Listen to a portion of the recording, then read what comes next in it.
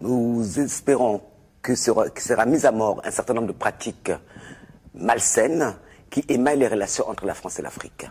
Je vais vous donner un exemple. Quand on voit des dirigeants des pays africains de haut niveau venir s'aplatir en France pour être reçus, nous avons honte. Nous avons honte car un peuple est représenté par des dirigeants.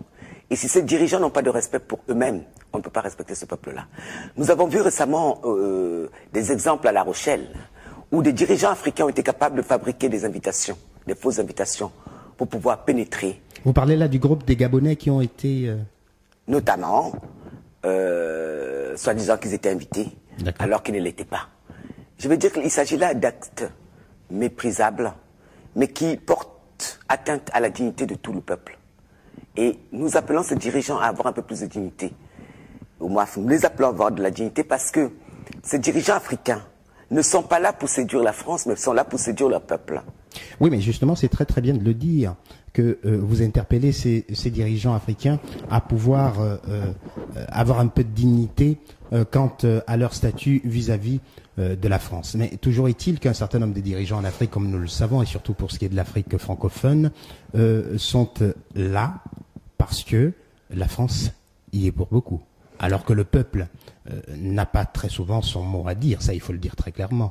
Les peuples ont souvent les dirigeants qu'ils méritent aussi par ailleurs.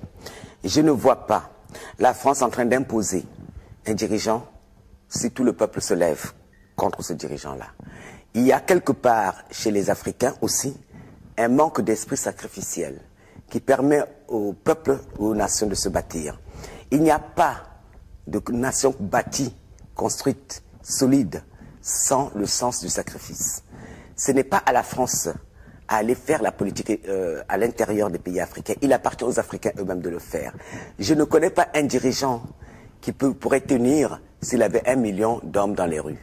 Je ne connais pas un dirigeant qui pourrait faire autrement que ce que son peuple veut, si ce peuple en est bien décidé. Il existe aussi, bien sûr qu'il y a la responsabilité de l'ailleurs, comme on aime à le dire, mais aussi une responsabilité collective à l'intérieur du continent qui explique cela. Les gens ne veulent pas prendre des risques. Les gens ne veulent pas se battre. Ils pensent que les choses vont se régler magiquement. Mais la France n'est pas là pour développer l'Afrique. La France est là pour le bien-être des citoyens français. Et c'est normal. Il appartient maintenant aux dirigeants africains, au peuple africain, à exiger de leurs dirigeants leur bien-être et à créer les conditions pour cela. Le pouvoir ne se donne pas, le pouvoir s'arrache. Et il faut que le peuple noir apprenne à arracher le pouvoir. Ça ne se donne pas. Moi, quand j'entends certains Africains ou certains m'écrivent me dire « Madame Beyala, quand est-ce que M. Hollande va venir nous libérer ?» Je leur dis jamais. Il ne viendra vous libérer. Soyons clairs là-dessus. Un peuple se libère par lui-même. Personne n'a jamais libéré personne. Ça n'existe pas dans l'histoire du monde. Si vous voulez vous libérer, si vous vous sentez opprimé, levez-vous et utilisez tous les moyens de votre possession pour vous libérer.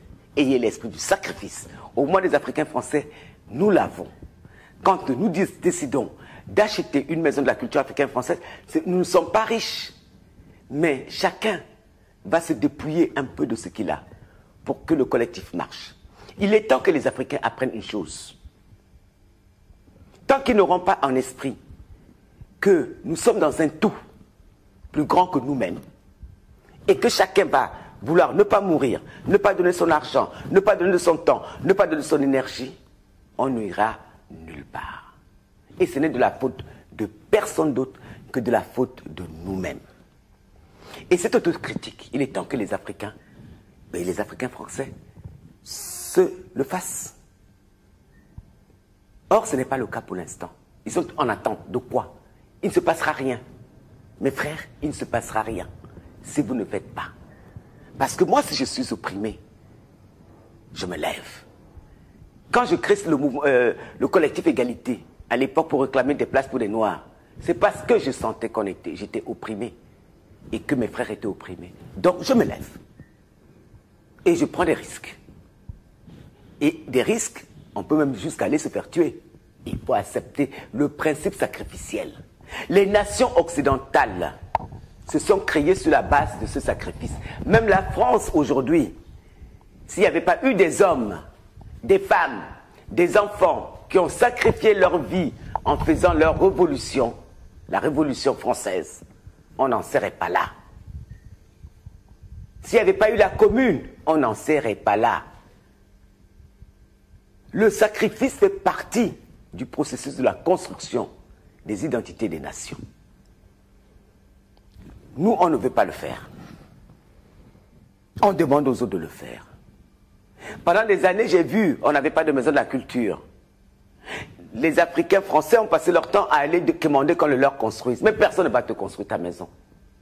Tu dois te la construire ta maison. Ils réclament qu'on aille libérer l'Afrique. Mais personne n'ira libérer l'Afrique. Les Africains libéreront l'Afrique eux-mêmes s'ils le veulent.